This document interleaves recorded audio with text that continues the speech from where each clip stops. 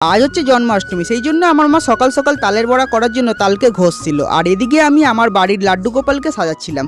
আর আমাদের বাড়িতে কিন্তু একটা নয় দুইখানা লাড্ডু গোপাল রয়েছে, তাই দুইখানা লাড্ডু গোপালকে সুন্দর একটা নতুন জামা পরিয়ে দিলাম এবং তার সঙ্গে সঙ্গে আরও কিছু ডেকোরেশন করলাম চারদিকে। ডেকোরেশনটা কেমন লাগলো অবশ্যই কিন্তু কমেন্ট বক্সে লিখে জানিও। আর হ্যাঁ, লাড্ডু গোপালের জন্য আমি একটা দোলনা বানিয়েছি, দোলনাটা কেমন হয়েছে সেটাও কিন্তু তোমরা লিখে জানিও।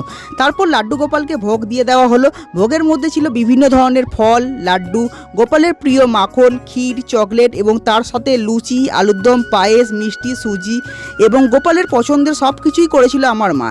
সেই জন্য সেইগুলোকে সব সাজিয়ে দিলাম লাড্ডু গোপালের সামনে। তারপর আমাদের বাড়িতে পুরোহিত চলে এসেছিল জন্মাষ্টমীর পুজো করতে। আর জন্মাষ্টমীতে যে পুজো করে সে কিন্তু আমারই এক বন্ধু। তারপর জন্মাষ্টমীর পুজো শুরু হলো। তো এইভাবেই কাটলো জন্মাষ্টমীর সেই দিনটা। তোমাদের কেমন কাটলো জন্মাষ্টমী তা অবশ্যই কমেন্ট বক্সে লিখে জানিও। আর ভিডিওটা ভালো লাগলে অবশ্যই একটা লাইক এবং সাবস্ক্রাইব করে দিও। আর কমেন্ট বক্সে হরে কৃষ্ণা লিখতে ভুলো না।